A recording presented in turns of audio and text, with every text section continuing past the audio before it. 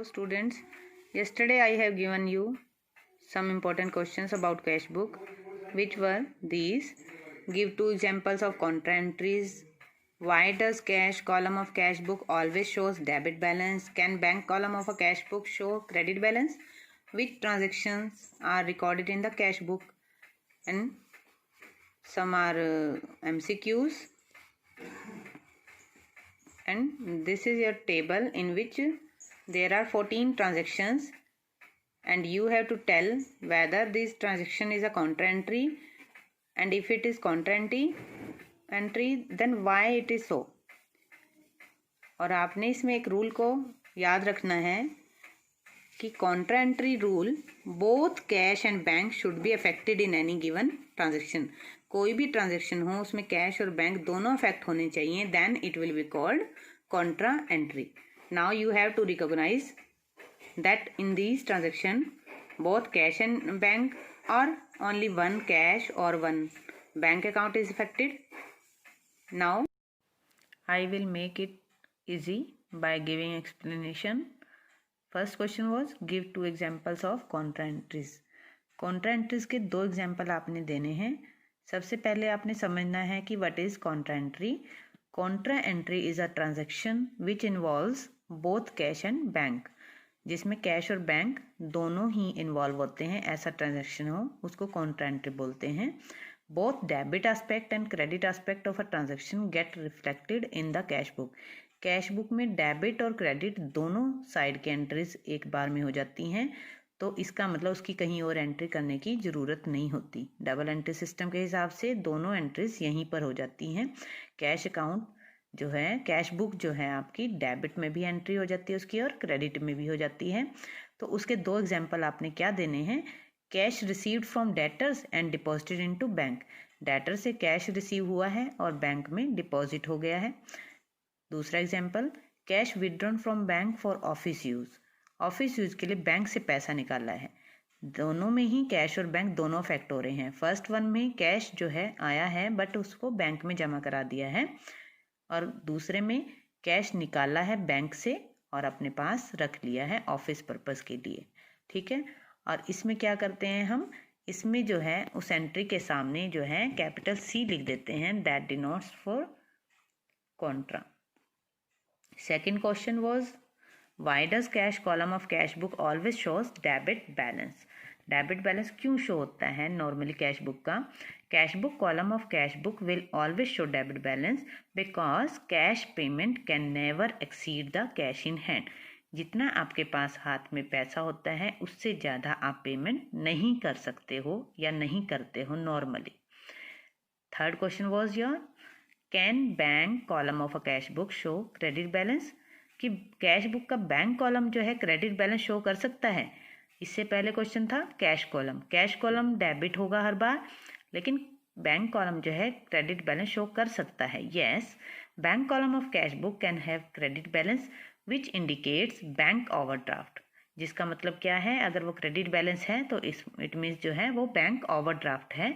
Bank overdraft क्या है, is a negative bank balance which refers to excess money as compared to the amount deposited has been withdrawn from the bank account.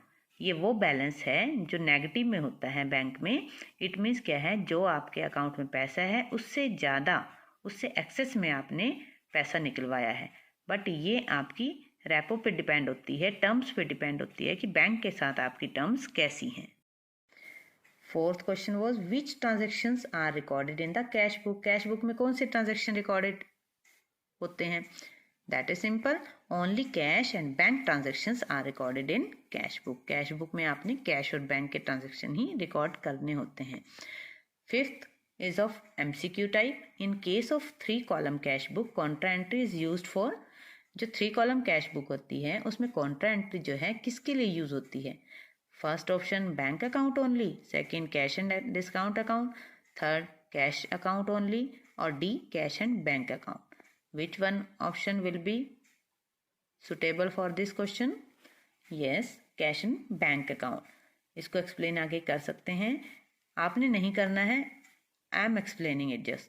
In case of contra entry of cash book, when a transaction involves both cash and bank account, जब contra entry में cash book में जब contra entry होती है जिस ऐसे transaction की जिसमें कैश और बैंक जो है दोनों अकाउंट अफेक्ट करते हैं, it is entered on both sides of the cash book की दोनों साइड में इसको एंटर किया जाता है, one in the cash column and other in the bank column, दो ऑन अपोजिट साइड, बेशक अपोजिट साइड में होता है बट दोनों कॉलम में होता है, एक में कैश कॉलम में एक में बैंक कॉलम में।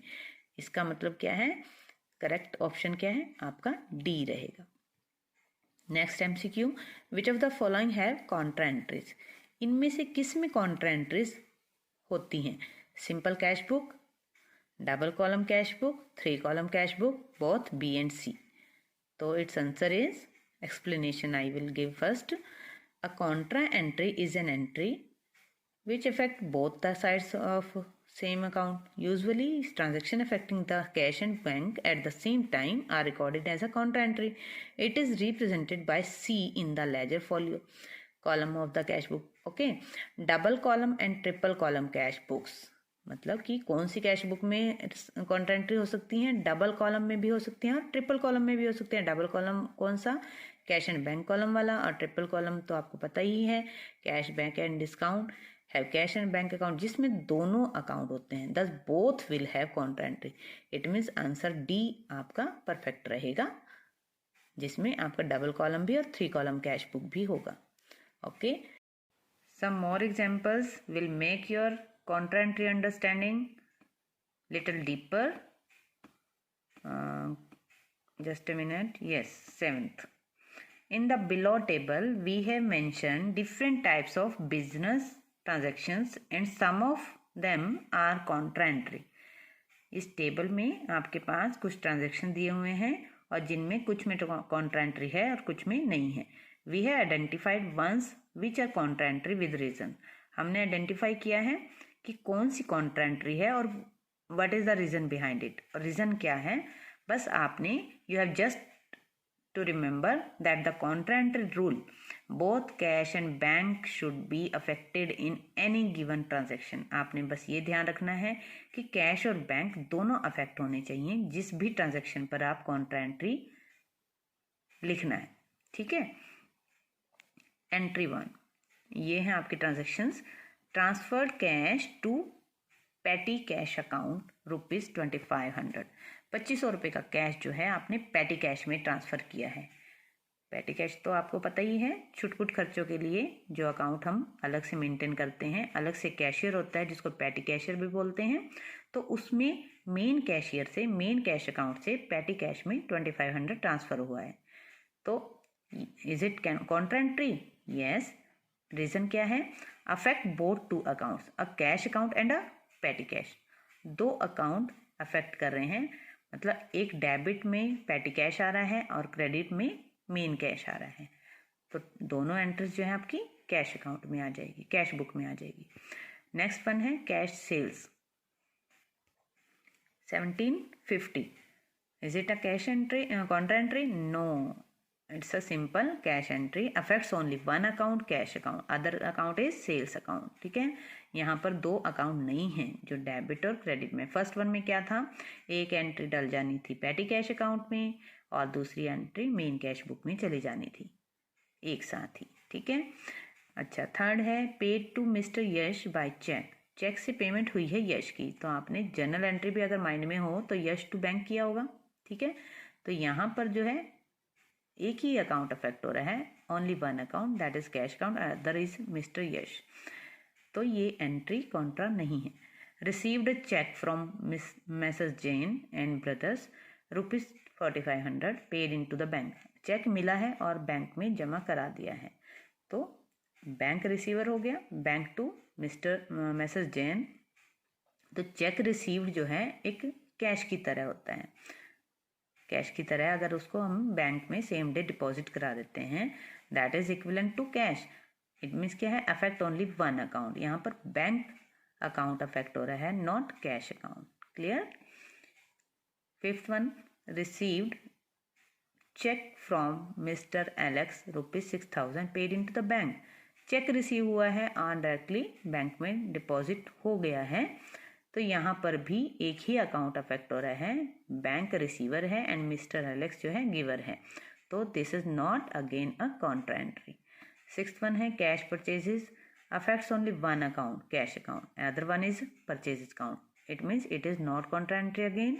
paid rent by check, rent की पेमेंट हो रही है चेक से, rent is the expense, rent will be debited, rent to bank, again it affects only one account, that is bank account, sorry I have written it cash account, not it is bank account, just wait, yes bank account।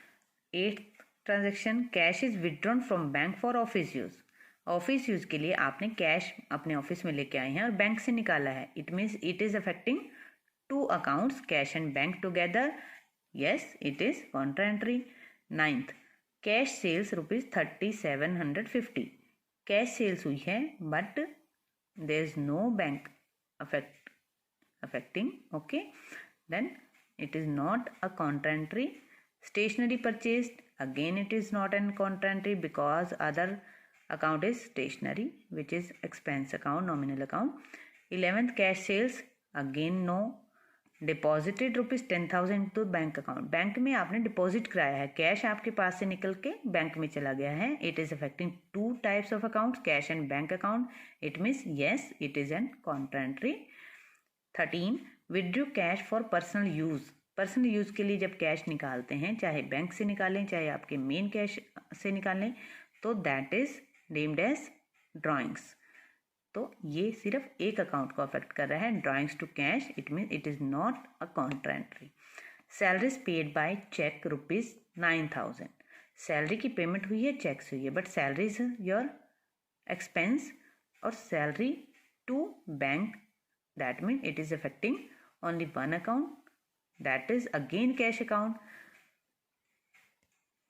Sorry bank account, it means it is not a contra entry. तो अब आपको शायद समझ आ गया होगा कि Contra entry में जब 2 अकाउंट अफेक्ट करते हैं, मीन्स डेबिट और क्रेडिट दोनों की ही कैश बुक में एंट्री हो जाती है, तो then it is contra entry, okay. It means जो है कॉन्ट्रा का मतलब है अपोजिट, मतलब उसका अपोजिट अकाउंट भी साथ साथ चल रहा है और साथ साथ ही एक ही टाइप की बुक में एंट्री हो गई है, okay. Bye students, wait for next chapter।